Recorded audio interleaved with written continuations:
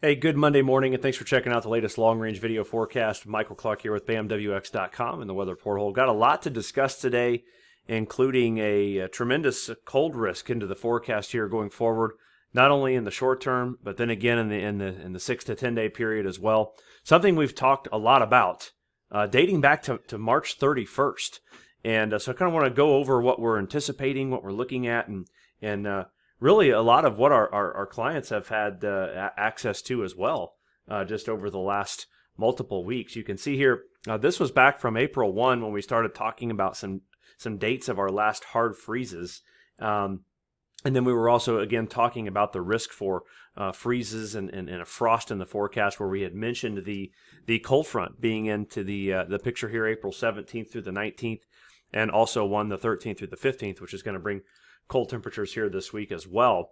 But this was what we had back in the video on the 1st of April, talking about the additional hard freeze potential, and that's still certainly alive and well. And again, something I want to really get into today. So a lot of our growers, our customers have been well aware of this, and hopefully are in a pretty good position to avoid this pretty nasty cold spell coming up. So this is today's intro slide. Again, the strong cold front being targeted not only now, but even possibly again the end of April. We're seeing some signals that may point us towards another big cold front, and perhaps delaying some of the warmth coming in that was once originally thought to occur.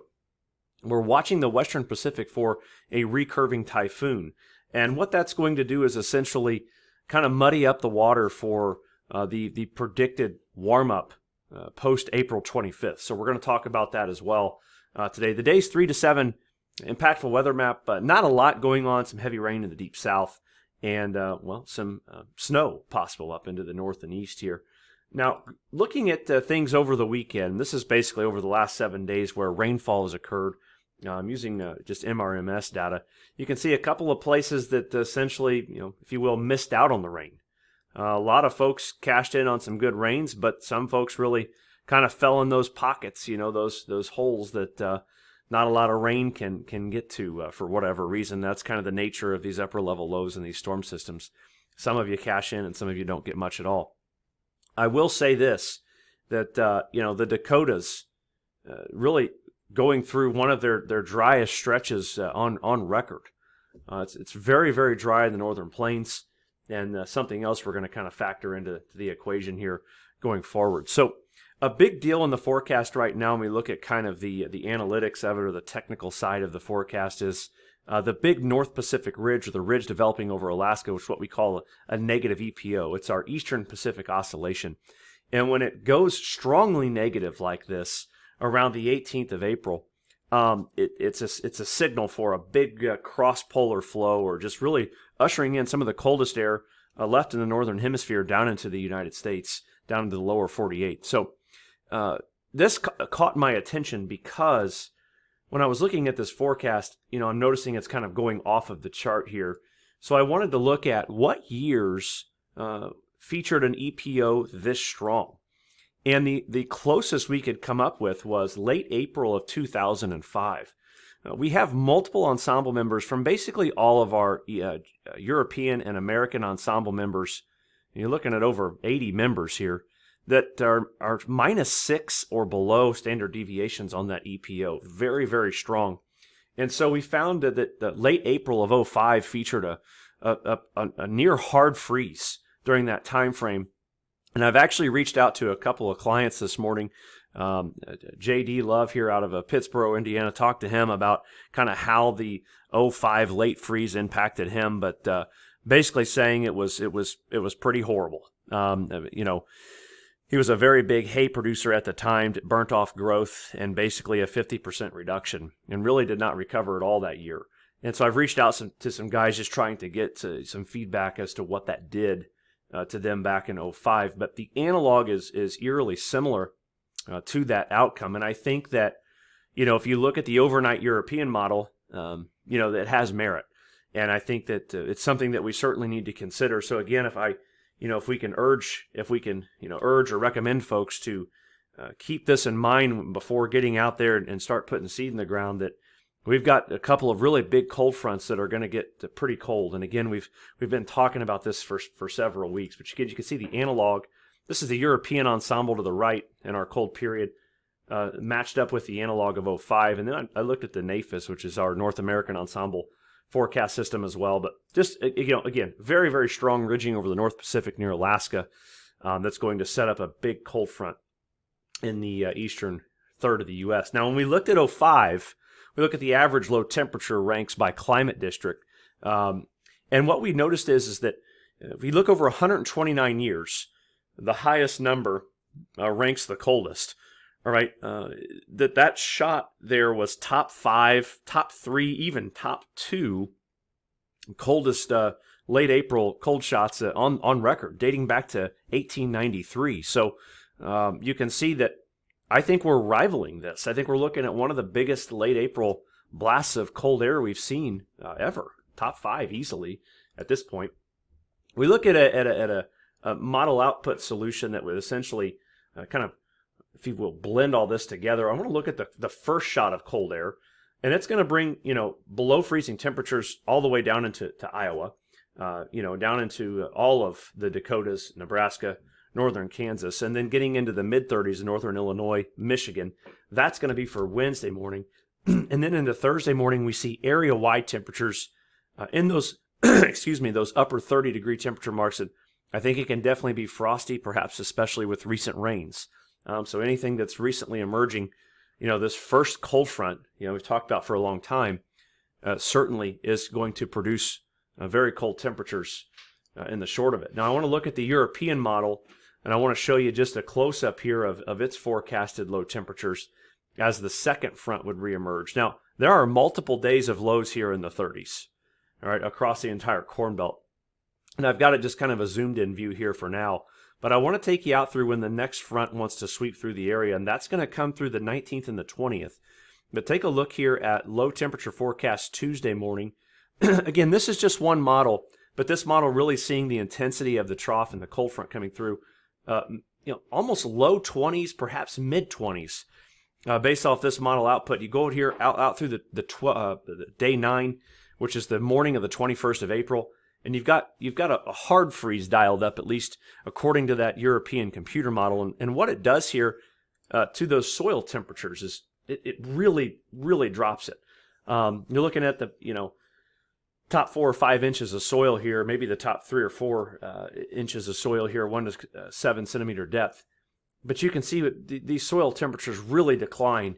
So we're certainly concerned about this shot of cold air. I think it's one that certainly needs to be taken seriously, and that can have a big impact on things. The other thing it's going to do to the pattern is really dry it out. You look at 10-day precipitation forecasts, and not much. I mean, in terms of relevance to normal, when you look at a percentage to normal, most places in the heart of the ag belt are going to be running probably 20 to maybe as low as 10% of the normal in some spots, but nobody across the central U.S. the next 10 days is looking at above normal precipitation.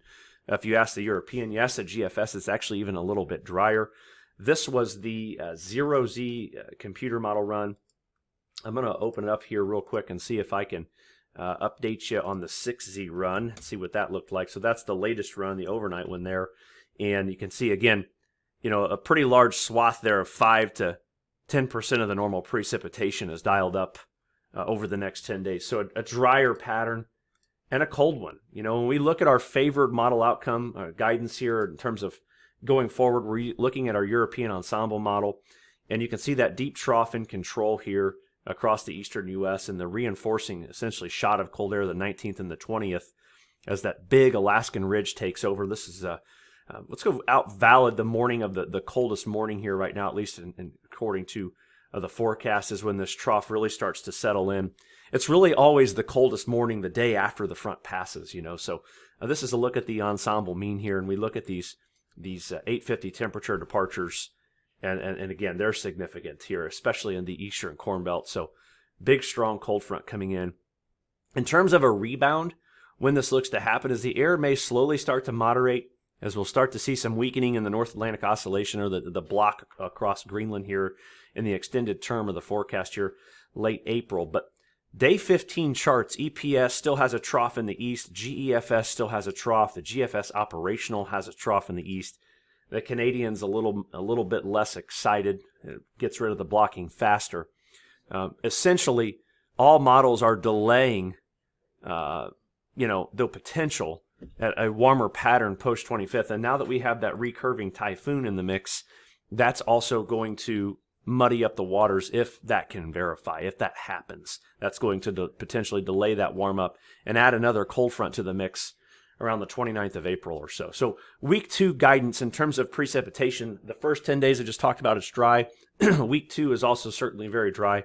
No indications here of any above normal precipitation patterns. And again, if I'm targeting a warmer pattern, it is going to be post 25th of April moderation. At this rate, we really need to see how the Western Pacific Ocean is going to impact this, how this is going to pan out. If that typhoon recurve does in fact happen, then we may be looking more like May 5th for a warm up. But I will say this, when it does warm up, I do believe it's going to be quick and very warm. I'll talk about more of that in just a second. But official week 1 and week 2 forecast for precip, again, dry. Kind of beat that into the ground. This is in your slides as well. But here's the view of that typhoon being possible looking at the GFS model. Both the GFS and the European have the recurve. They both suggest it's possible. But again, it conflicts with our targeted warm-up. So if it verifies, it can easily alter our forecasted pattern that time frame. And something else to consider is the Southern Oscillation Index, just the incredibly just wild swings that this thing has seen here over the last couple of days, really over the last week. Just major ups and downs, which is going to continue to indicate, I think, strong cold fronts are still well within reach or well within that forecast, just based on the validity in that as well. All right. So week 1 and week 2 forecast for temperatures, not going to warm up anytime soon. 5 to 8 degrees below the average in week 2. And again, I'm really watching the 20th to the 21st right now. Even the European and the Canadian ensembles for probabilities of temperatures to be below freezing are pretty impressive. They're pretty aggressive on it as well. I had some images that I had uploaded earlier that I was going to show you on what those probabilities looked like. Regardless, they're impressive, and they are certainly indicative of a freeze being possible around that time. I've got them right here. I want to just throw them in so I can show you these. All right, this is the CMC ensemble for temperatures possibly being below 32 degrees. This is the probability of it. And you can see what the CMC ensemble is showing is spots here flirting with 60 to 70% probability of temperatures below freezing the morning of the 21st. And then I look at the European ensemble, not as aggressive, but it's still an interesting look here, especially in the eastern ag belt. 50% probability of temperatures below 32 degrees at that time. So this is a notable shot of cold, and the ensembles, they're picking up on it. It's not like it's something that's out of reach it's not like what I'm talking about is a big outlier here today. A lot of support. Weeks 3 and 4 outlook, if we look at the latest CFS V2, the weeklies, they're keeping that cold kind of around, and possibly, again, the effects of the SOI, some of the effects of this EPO as this cold bleeds east, and the possible recurve of the typhoon. So it's delaying the warmth for now. But again, seeing this right here in the North Pacific, the Bering Sea, it does tell me some of our correlations, looking at other things like the AAO and some of the other things we look at, does tell me that when this pattern finally decides to go warm, I think it can go warm and I think it can stay dry, with perhaps some of the precipitation focuses shifting south. Something we've talked about for quite a while. I kind of wanted to throw this in here, just something that piques my interest, because we do have a pretty hot and dry summer forecast overall dialed up. And when you look at years that have featured these late April cold shots, it's interesting to note that they do have droughts. They produce droughts.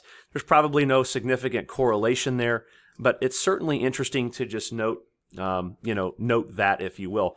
I went through and I looked at the top 5 essentially coldest Aprils on record for the Corn Belt, and I'll share these really quickly. But we had 83, 97, 18, 13, and 82 were some of the top 5 coldest Aprils. If you look at go into the growing season, 1983 was the 4th driest growing season. 2013 was the 6th driest, and 1997 was the 13th driest. It's also worth noting that 1983 was the 2nd warmest for the Corn Belt growing season. So it's interesting to see some of these correlations and some of the thought process here with the long-term forecasts. So that's all I have for today. Thanks for checking out the latest forecast from us. If you have any questions, feel free to reach out. Have a great day.